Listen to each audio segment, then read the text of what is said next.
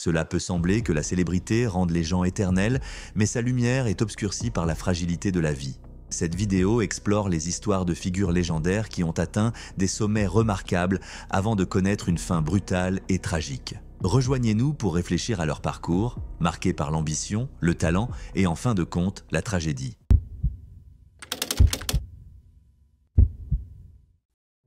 En 2011, Ryan Dunn était un nom synonyme de cascades audacieuses et d'un courage extraordinaire. L'acteur s'était fait connaître grâce à la série Jackass, où il réalisait des exploits risqués aux côtés de son ami de toujours, Bam Margera. Ryan vivait pour l'adrénaline. Malheureusement, cette passion lui coûtera tout. Né en 1977 à Medina, dans l'Ohio, Ryan Matthew Dunn s'est propulsé vers la célébrité à la fin des années 1990 en tant que membre de l'équipe CKUI, aux côtés de son ami proche Bam Margera. Les frasques intrépides du duo, capturées en vidéo, ont servi de base à l'émission à succès de MTV, Jackass. Dunn s'est imposé comme une figure emblématique de la série et de ses films dérivés, devenant l'homme de la situation pour des cascades que d'autres refusaient d'exécuter. Tout au long de sa carrière, Dunn a élargi ses horizons au-delà de Jackass en animant des émissions comme Homewrecker et Proving Ground et en apparaissant dans des films tels que Blonde Ambition et Street Dreams. Son talent et son charisme étaient indéniables, tout comme les batailles personnelles qu'il menait, notamment une dépression après une grave blessure sur le tournage de Jackass No. 2.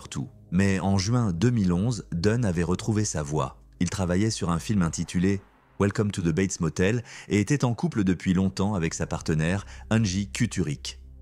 Il avait également de nombreux fans qui admiraient sa capacité à repousser les limites.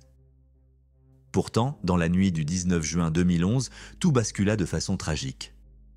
Dunn passa la soirée au bar Barnaby's of America à Westchester, en Pennsylvanie, avec des amis dont Zachary Hartwell, un assistant de production sur Jackass No. 2. Le groupe célébrait apparemment un nouveau projet, et Dunn, tout souriant, semblait joyeux et accueillant envers les fans. Il publia même une photo sur Twitter montrant alors les trois amis se réjouissant dans la bonne humeur. Ce cliché serait son dernier.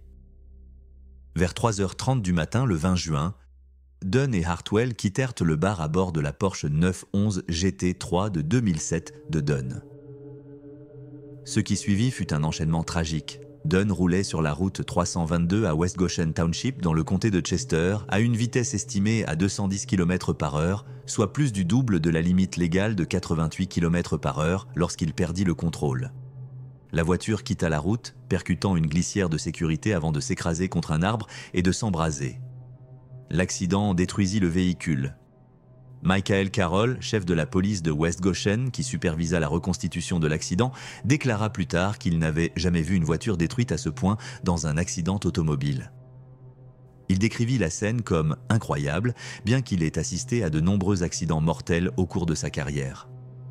L'impact laissa la voiture en morceaux, calcinée au point d'être méconnaissable. Le corps de Dunn fut si gravement endommagé que les autorités durent l'identifier grâce à ses tatouages et à ses cheveux. Le rapport du médecin légiste confirma que Dunn et Hartwell étaient morts d'un mélange de traumatisme contondant et de brûlures. En raison de la gravité de l'accident et de l'incendie qui suivit, il fut impossible de déterminer si les victimes succombèrent à l'impact initial ou aux flammes. Les analyses toxicologiques révélèrent plus tard que le taux d'alcool dans le sang de Dunn atteignait 0,196%, soit plus du double de la limite légale en Pennsylvanie. Cette révélation choqua les proches de Dunn qui ne l'avaient jamais vu conduire sous l'influence de l'alcool. Pour certains, comme le critique de cinéma Roger Ebert, cela suscita des réactions controversées. Le tweet d'Ebert, « Les amis ne laissent pas les Jackass boire et conduire », provoqua une vive réaction des fans de Dunn déclenchant une tempête en ligne qui souligna l'impact émotionnel de la tragédie. La mort soudaine de Dunn résonna à travers Hollywood et au-delà. Son ami proche et collègue de Jackass, Bam Margera, se rendit sur les lieux de l'accident le lendemain visiblement bouleversé, pleurant celui qu'il appelait son meilleur ami. Margera parla plus tard du talent immense de Dunn et de sa gentillesse. D'autres membres de Jackass, comme Johnny Knoxville et Steve O, exprimèrent leur chagrin et leur incrédulité sur les réseaux sociaux. « Aujourd'hui, j'ai perdu mon frère », écrivit Knoxville, reflétant le sentiment de nombreux fans et amis. Les fans du monde entier rendirent hommage à leur manière. Des fleurs furent déposées sur le site de l'accident.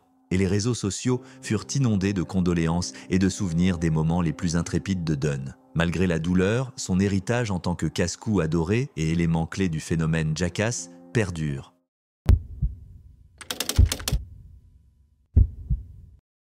Le 23 octobre 1983, Jessica Savitch était une pionnière dans le domaine du journalisme télévisé, une femme dont l'élégance et le dévouement avaient brisé des barrières à une époque où peu de femmes étaient mises en avant. Pourtant, cette vie remarquable se termina tragiquement, laissant place à la controverse. Née le 1er février 1947 à Kennett Square, en Pennsylvanie, Jessica Savitch a tracé très tôt son chemin vers la célébrité dans le journalisme.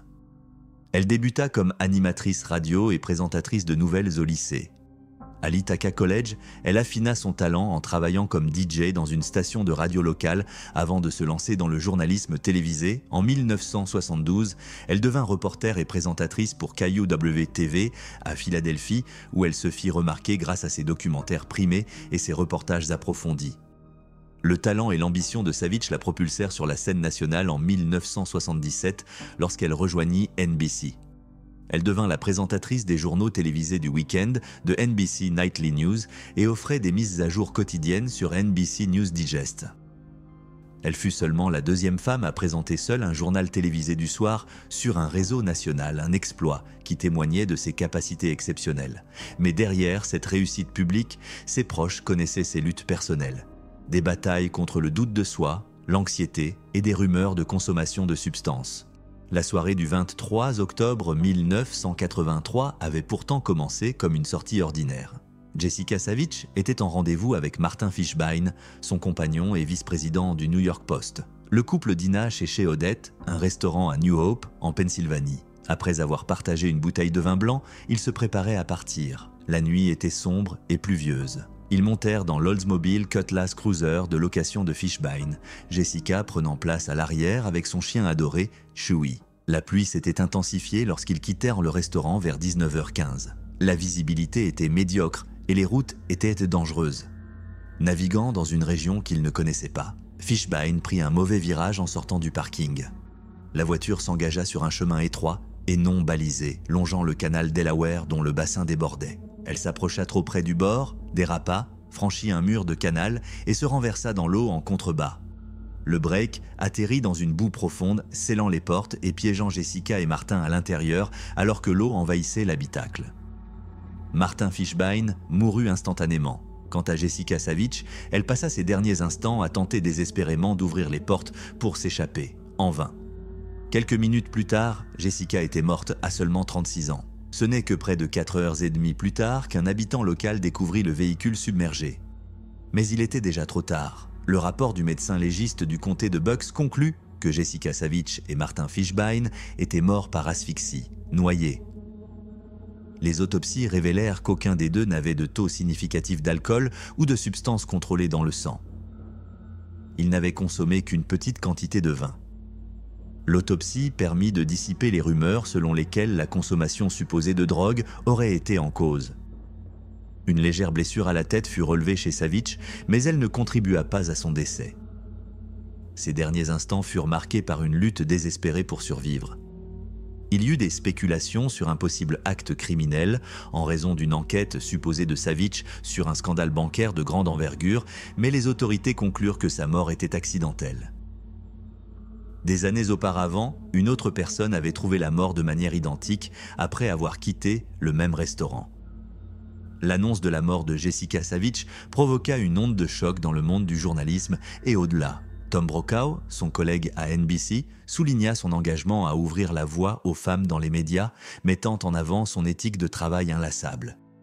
Les hommages affluèrent de collègues et d'admirateurs qui se souvenaient d'elle non seulement comme une présentatrice accomplie, mais aussi comme une femme déterminée, brisant les attentes et inspirant les autres. La disparition de Savitch relança également les discussions sur les pressions qu'elle avait subies. Elle avait traversé de multiples tragédies personnelles, notamment le suicide de son second mari 2 ans auparavant. Les allégations de consommation de cocaïne, rejetées par certains amis proches comme infondées, brossèrent le portrait d'une vie marquée par l'ambition, la vulnérabilité et un examen public incessant.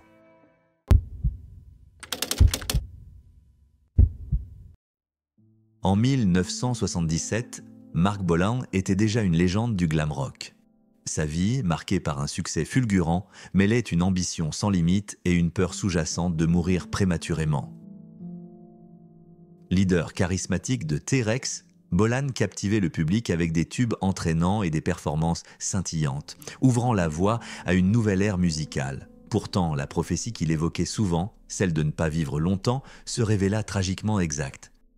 Né Mark Feld, Bolan débuta son ascension à la fin des années 1960 avec le groupe Tyrannosaurus Rex, proposant un son enraciné dans le folk psychédélique. Cependant, c'est avec un T-Rex réinventé et leur adoption d'une musique novatrice qu'il accéda à la célébrité. Entre 1970 et 1973, Bolan et T-Rex devinrent des forces irrésistibles. Leur album Electric Warrior domina les charts, tandis que des singles comme Hot Love, Get It On, Telegram Sam et Metal Guru atteignirent la première place. Avec son maquillage pailleté et ses cheveux en plumes, Bolan devint une icône culturelle. La carrière de Bolan, cependant, ne fut pas sans défis. Dès 1973, son style évolua, intégrant des éléments de funk, de soul et de R&B. Mais alors que la vague glam rock s'estompait, la popularité de Bolan déclina. Cette chute fut accompagnée de luttes personnelles, notamment des problèmes de dépendance. Pourtant, au milieu des années 1970, il connut un modeste renouveau, attirant des foules nostalgiques désireuses de revivre la magie. Dans la nuit du 15 septembre 1977, Bolan fêtait ses retrouvailles avec sa compagne, la musicienne Gloria Jones. Gloria venait de rentrer au Royaume-Uni après avoir enregistré un album aux États-Unis. Ils passèrent la soirée au Morton's Club de Londres, riant, écoutant de la musique et buvant. Aux premières heures du 16 septembre, le couple quitta le club à bord d'une Mini 1275 GT violette. Un choix de voiture qui, par la suite, serait perçu comme une sombre concrétisation de la prémonition de Bolan. Âgé de 29 ans, Bolan avait toujours redouté de mourir jeune. Par conséquent, il n'avait jamais appris à conduire. Cette nuit-là, c'est Gloria Jones qui était au volant, tandis qu'ils se dirigeaient vers leur maison à East Sheen. Les routes, glissantes à cause de la pluie, étaient particulièrement dangereuses. Alors qu'ils traversaient un petit pont bossu près de Gypsy Lane sur Queen's Ride, à Barnes, la voiture dérapa. Pendant des années, beaucoup ont cru que Bolan avait été écrasé lorsque la voiture heurta un sycomore. Mais en 2012, un témoin oculaire et ami du musicien révéla qu'il avait en réalité été tué lorsque la voiture percuta un poteau de clôture renforcé en acier. Le sycomore aurait, en fait, empêché la voiture de glisser dans un ravin. Quoi qu'il en soit, l'impact fut dévastateur. Bolan fut projeté de son siège qui pivota sous le choc. Il mourut instantanément des suites de graves blessures à la tête, tandis que Jones, grièvement blessé, survécut. Dans les jours qui suivirent, le monde pleura la perte de la star de 29 ans. L'arbre de Barnes Common devint rapidement un lieu de pèlerinage, recouvert de fleurs, de messages et de souvenirs laissés par des fans profondément liés à la musique et à l'esprit de Bolan. Les hommages affluèrent de ses pairs. David Bowie, ami et contemporain, assista à ses funérailles aux côtés d'autres grandes figures de la musique, dont Rod Stewart et Steve Harley. La dernière demeure de Bolan, au crématorium de Golders Green, devint un autre lieu de recueillement, ses cendres reposant sous un rosier. De manière tragique, comme le rappela plus tard le producteur Simon Napier-Bell, Marc Bolan avait prophétisé sa propre mort avec une précision troublante. Chet Baker était l'un de ses héros, tout comme James Dean. Je lui avais dit « Fais attention, tu pourrais finir par mourir dans une Porsche ». Et il avait rétorqué « Oh, je suis si petit, j'aimerais mourir dans une Mini ». L'héritage de Bolan perdure à travers son influence profonde sur des générations de musiciens. Le glam rock, que Bolan avait contribué à façonner, évolua vers des genres comme le punk, la new wave et le britpop, avec d'innombrables artistes citant Bolan comme une source d'inspiration majeure.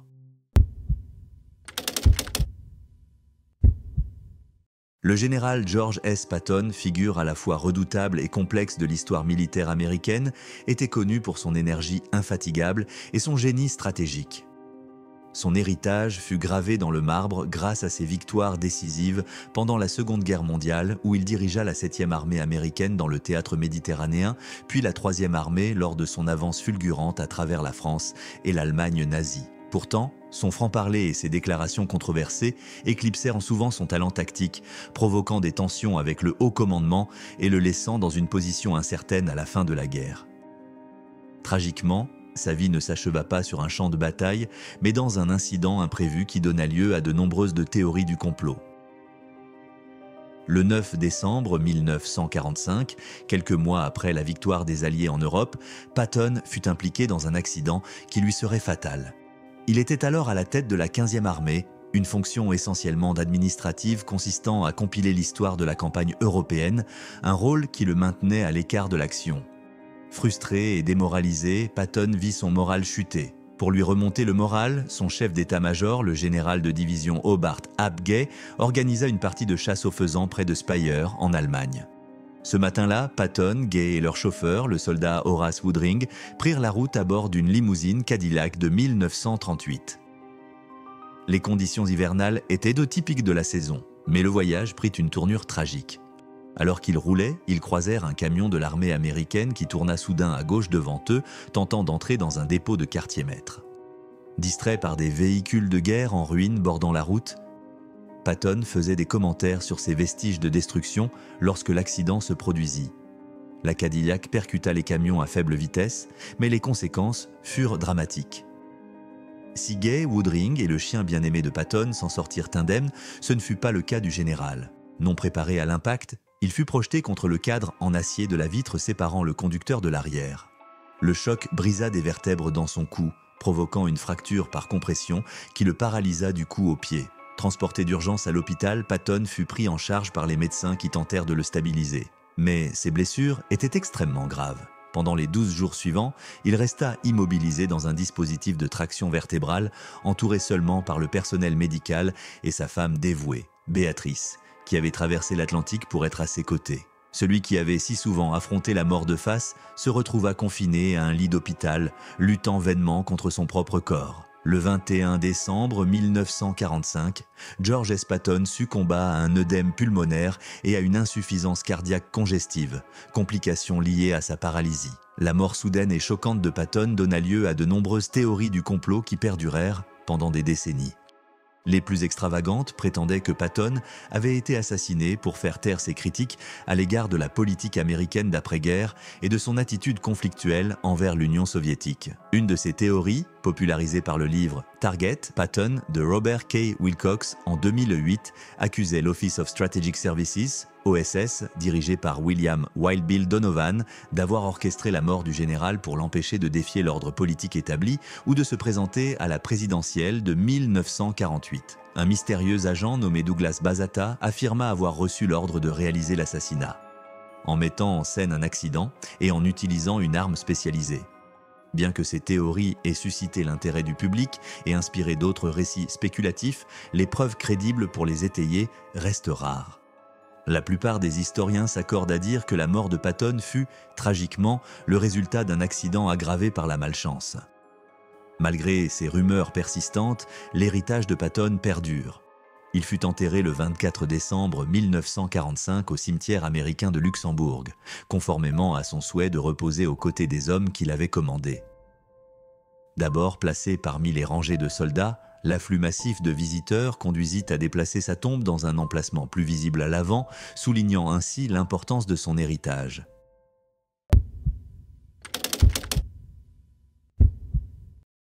En 1957, Judy Tyler, âgée de 24 ans, était une étoile montante dont le talent et le charisme la promettaient à un brillant avenir à Hollywood.